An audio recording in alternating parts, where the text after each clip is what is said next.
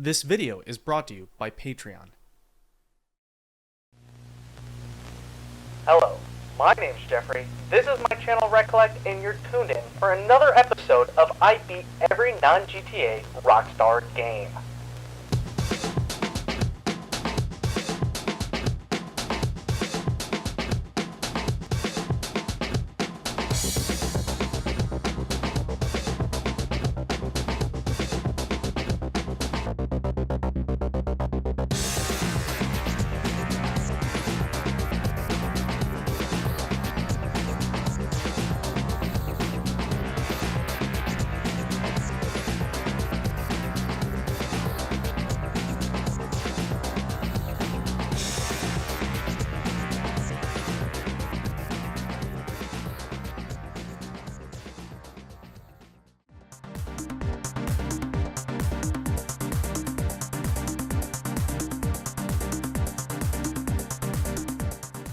The time has now come to discuss the fourth and as of now final Midnight Club game, that being Midnight Club Los Angeles. Going in, I was quite nervous, not only because I've struggled with almost every previous title, but I've heard many online claim this is probably the toughest in the series. I found that hard to believe given what I've been through, but regardless, I went in mentally prepared. Before this playthrough, I did have some prior experience. Back in the day, just as I beat every GTA up to 4, I was craving more gameplay similar to it, so I purchased this in hopes of it being sort of GTA DLC, but quickly realized Midnight Club is a very different and very difficult series. Midnight Club Los Angeles released in October of 2008 on the Xbox 360 and PS3 and was developed by the same studio responsible for the other series entries, Rockstar San Diego, making this their 8th non-GTA title we need to cover. Worth mentioning is how a third port of the game was released the same year on the PSP, but it's different in many ways. Instead of taking place only in LA like the console version, it takes place in LA and Tokyo. And the LA isn't the same from the console version. It's actually an altered LA map from Midnight Club 2, and the Tokyo map is actually an altered version of Midnight Club 3's Tokyo, which is actually already from Midnight Club 2. I know that's a little confusing and not super important, but I just thought it was interesting. There's also many less notable differences with that version that I'll show here. Also, the PSP port was handled by our friends over at Rockstar London. Then, a year later, after all of those, we received a complete edition of the game on Xbox 360 and PS3, with the complete edition title indicating its inclusion of all previously released DLC content, which I'll elaborate on later. I of course chose that version to play for this challenge because, come on, it's in the rules. As I always do, I'm just here to beat the story, but similar to the last several titles in the series, there is a multiplayer mode, which I didn't play but we'll touch on later. Despite what you might think, I was excited going into this. The idea of playing a modern, polished, better controlling, better looking Midnight Club game sounded like a potentially enjoyable time. Did it end up being the best Midnight Club game in the series? And was it the hardest? Answers to those and more are all coming up in this season finale of I Beat Every Non-GTA Rockstar Game.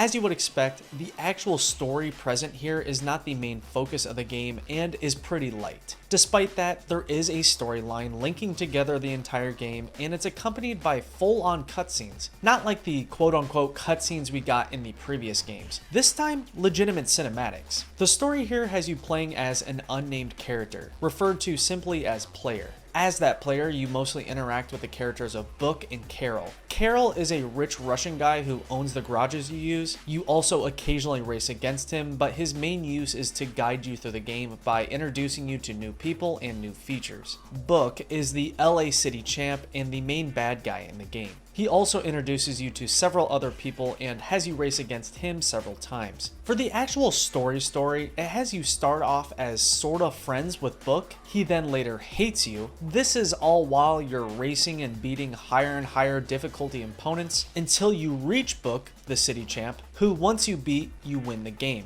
Well, not quite. To actually beat the story and trigger the credits, you need to defeat the city champ, then purchase the garage from Carol, which cost $1 million. There's a lot to get into with that whole part of the game, but we aren't there yet. Throughout the game, while racing opponent after opponent, you unlock different race types, different vehicle classes to purchase within, different cosmetics for customization, and many more unlockables. In this Midnight Club, the way you make your way through the story and unlock more things is by collecting more and more reputation points. Reputation can be earned in many ways, which again we'll touch on later. Like I said in the intro, this is the only Midnight Club game to take place in just one city, that of course being Los Angeles, but to make up for that, the map size is way larger than in any other game by a lot. A new addition here that was desperately needed in the previous entries is the new mission log. Instead of just choosing one of the numerous random blips on the map, the game collects the missions together in this handy list where you can see who gave you the mission, what you have to do, where it's located. It's really a great new feature. As for the new content in the complete edition compared to the base game, it is said to have added new vehicles, new races and missions, new battle maps, additional career content, new music, new achievements, and a ton of unlockable cosmetics for customization. The biggest added element though is the South Central expansion to the map. This, as well as all that other new stuff, was previously added to the game via DLC, but was all combined here to make this the definitive final version of Midnight Club LA. If you're wondering a total race count for the game, I read online that there's a total of 74 races, but I don't know if that's correct, and I don't know if I completed all of those because many of the race types respawn infinitely. I know that's confusing, but I did beat the main story. I just couldn't tell you how many races it took me to do it and which ones were 100% required in order to do so. Before I go over my true thoughts, positive and negative, about the game, we gotta dive deeper into the gameplay so you understand what it's like playing and how it differs from the previous titles in the series. Here in MCLA, many of the previous race types return, like ordered races, circuit races, time trials, tournament races, but also a ton of new ones, including series races, which are a group of races that require you to receive a certain amount of first places to win. There's wager races, where you place a bet, set the difficulty, and receive the pot of money if you win. There's also pink slip races, which are rough. They also require you to make a bet, but instead of money, it's your car on the line. Lose the race and you lose your car, meaning you can also win a car for free though. Other new race types include payback races, where you borrow a car and use it to ram enemies until they hit a certain damage percentage. There's delivery races, which are essentially time trials that have you using a variety of cars, and since you're delivering them, you need to stay under a certain damage percentage. Then there's the final two race types, which appear all over the map. They include red light and freeway races. Both are initiated by flashing your lights at a labeled opponent. A red light race begins when the light hits green and ends at another specified traffic light. Freeway races take place on exactly that, the freeway. Once started, you hit several checkpoints on the freeway until you hit the specified ending location. You might be wondering if there's any of those tricky unordered races, the races where the checkpoints are scattered and you choose the order to hit them. They are said to be in the game, but I never ran into any. For the required story races, you'll be mostly doing ordered, circuit, and series races. You will do the others either at least once for the story or by choice to farm money and reputation. As for my thoughts on the new races, payback missions were awesome. Smashing cars like that felt very Smuggler's Run-esque and were overall a nice break from the standard Midnight Club gameplay loop. Delivery missions were also great. How they allow you to use several different vehicle types without purchasing them was a cool workaround. Red light races were also a cool idea. I just didn't do many of them. Freeway races I did a ton of though, purely for how easy and farmable they were. For the others, wager races were fine. They were a good way to earn money, but I just chose less stressful methods for obtaining cash. Talking about stressful is those pink slip races. Those contained easily some of the most tense moments in gaming for me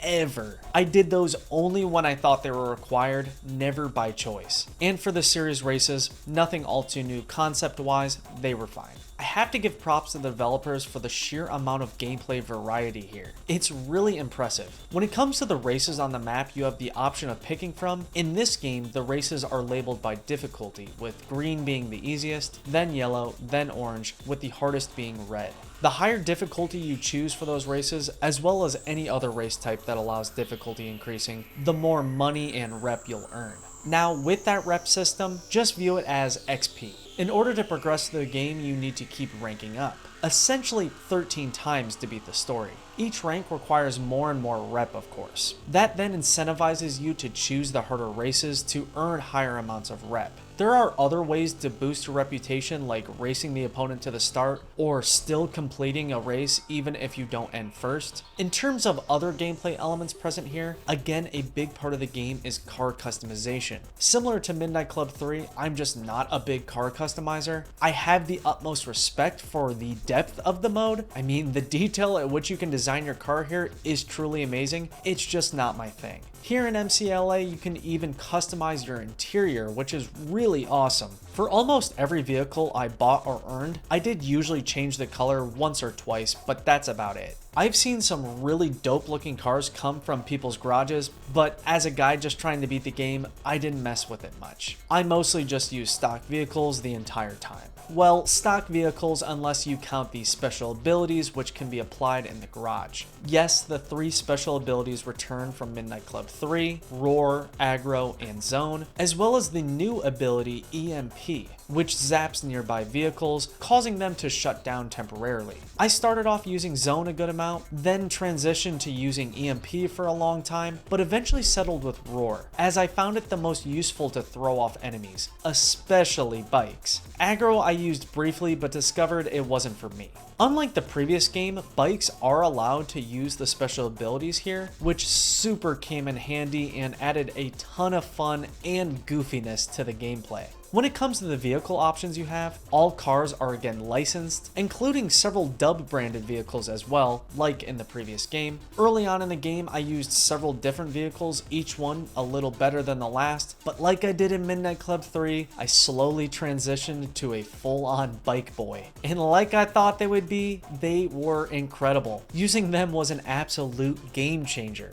I don't know if using bikes is deemed a cop-out, but to me, it's the most fun way to play, and for someone not trying to spend 100 hours on a game, they were required in order to beat the game somewhat quickly. And man, once I got my hands on that Kawasaki Ninja, it was game over for all opposition. That thing was bonkers fast and easy to control. The last thing I want to mention about the gameplay as a whole is I very much appreciate the speed of the races, combined with the new and improved feel of the vehicles, combined with some really great track layouts. The game really makes you feel like you're taking part in crazy fast, danger-filled, high-energy street races. I just wish some of the more dynamic map design returned like in the previous games, notably like in Midnight Club 2. There aren't many big ramps, not as many wild and diverse locations and shortcuts, no big water jumps or rooftop hopping, and not many changes in the weather leading to different traction and visibility mechanics. This is not a huge complaint, but I think some more memorable locations, more stunt jumps, and maybe some more dynamic weather would have made the game look and feel even better.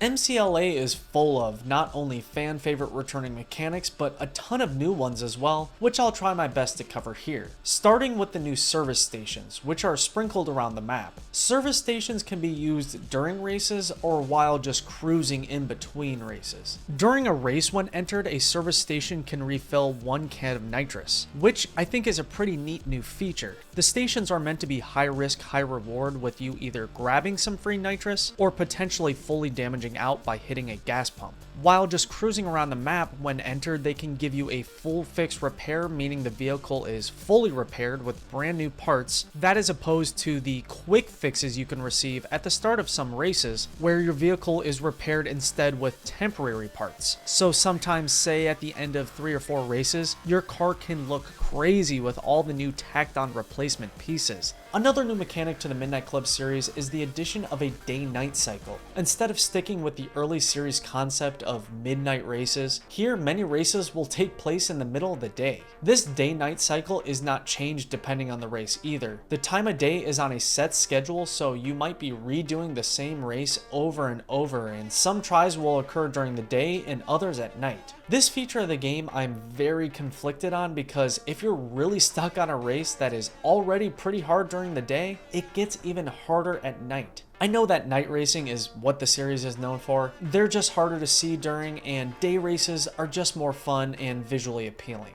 Traffic levels are supposed to vary greatly depending on the time of day, but I never really noticed a difference. For other new mechanics, here you have the option to race via a first-person perspective. That's why the game allows you to customize the interior of your car, because in this POV you can actually see what the inside of your car looks like. I think having the option to play this way is awesome, it's just super hard. I tried it a few times, but it was too difficult to warrant using beyond a race or two.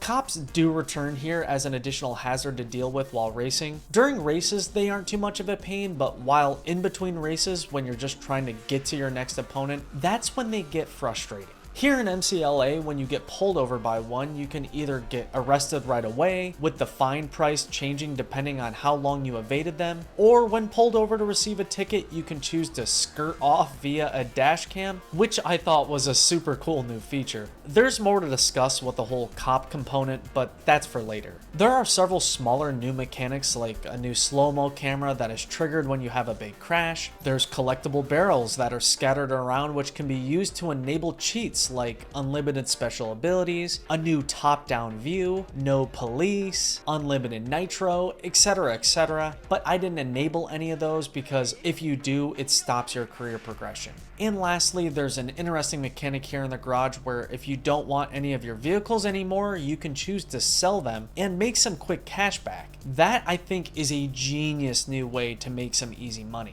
Oh, and I gotta mention quickly, if you're wondering, no, you cannot hit any pedestrians, just like in Midnight Club 3. This is thought to either be for the game's rating or because the car licensors didn't want to see their vehicles being used for crimes like murder. Every time you try to hit someone, they'll quickly get out of the way, or you'll just phase right through them. The answer to the question of, is Midnight Club LA the hardest in the series? No.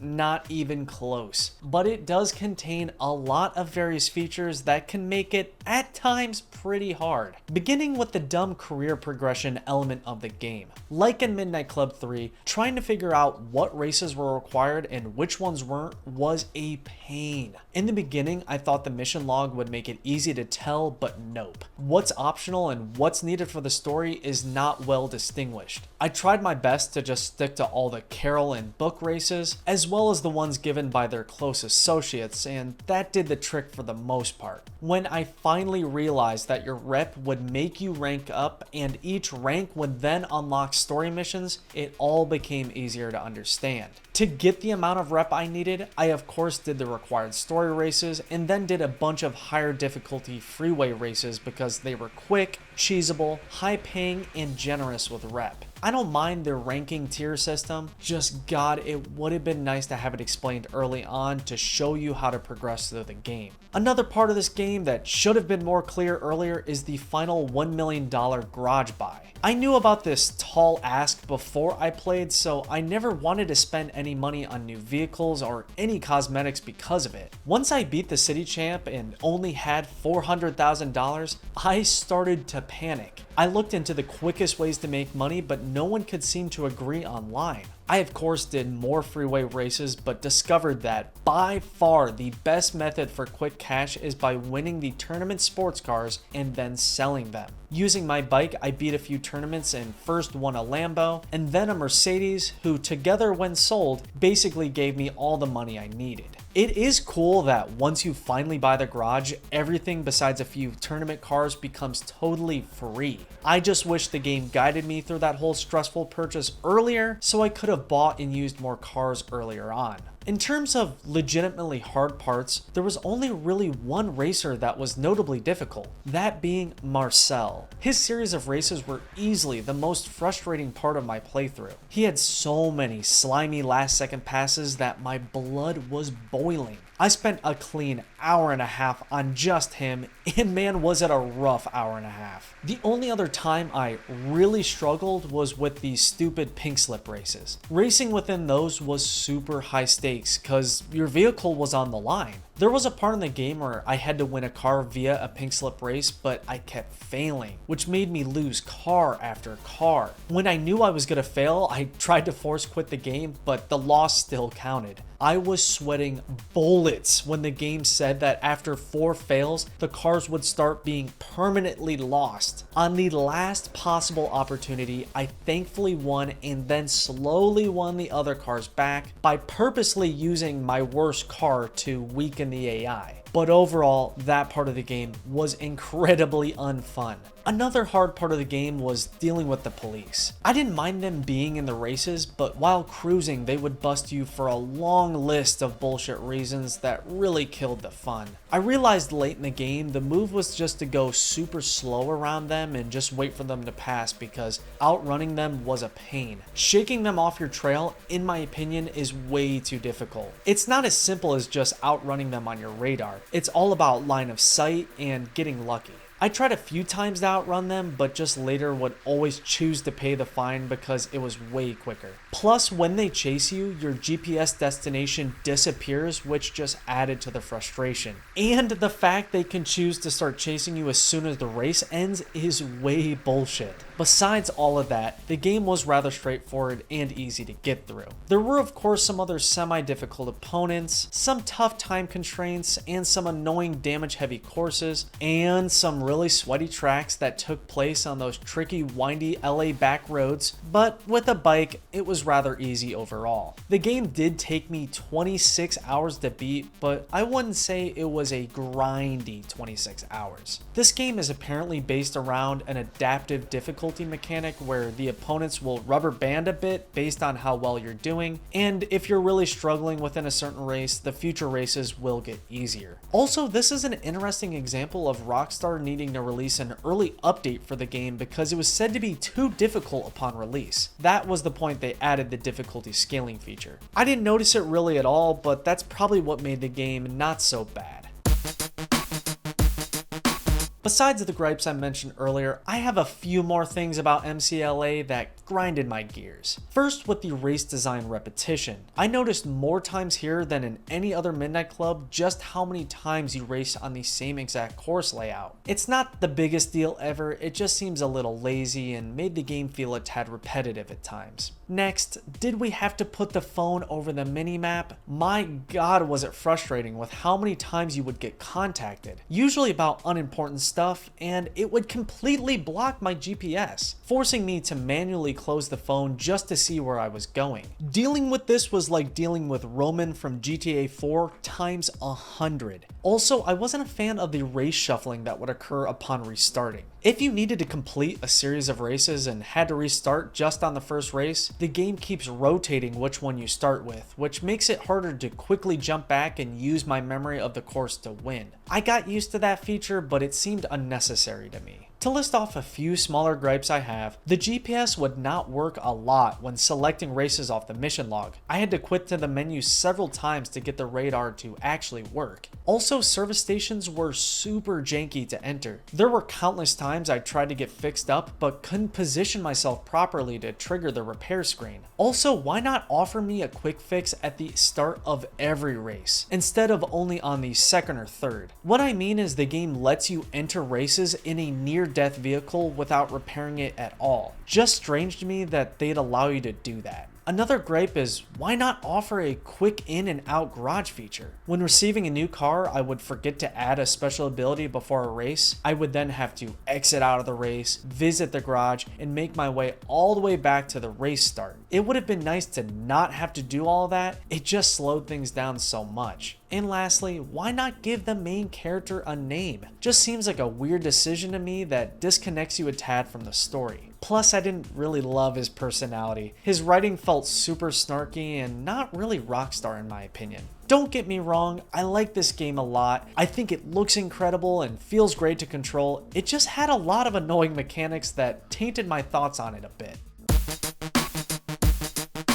To end this off, I of course have to go over what in MCLA I really liked, which was a lot. First, I love all the real businesses and ads scattered around. Now, that might sound weird to hear given its product placement, but it adds a cool feel to the world with the Best Buys, the Pizza Huts, the 7-Elevens, the GameStops. I think it's really cool. Plus, you can even spot ads for bully and table tennis in the windows. How awesome is that? And it's neat to see ads for old iPods, Air Jordans, and one for an old T-Mobile slide phone. They're all kind of a time capsule in a sense. Though I was critical of the map design earlier, there's a lot I like about it. For the most part, the races are all very well designed with really solid flow, no dead ends, absolutely none of that annoying scripted traffic like in the previous games. The race markers were all very easy to see and follow. The mini-map was perfect, especially with it showing all the shortcut routes grayed out. That was a really nice touch. And I really appreciate how the game is designed around having no load screens. Whenever you would view the map or join a race, the map would move around in a way to hide the fact the game was loading, and it made everything feel seamless. Plus, the music on the radio would smoothly transition as well, further adding to the flowing feel of the game.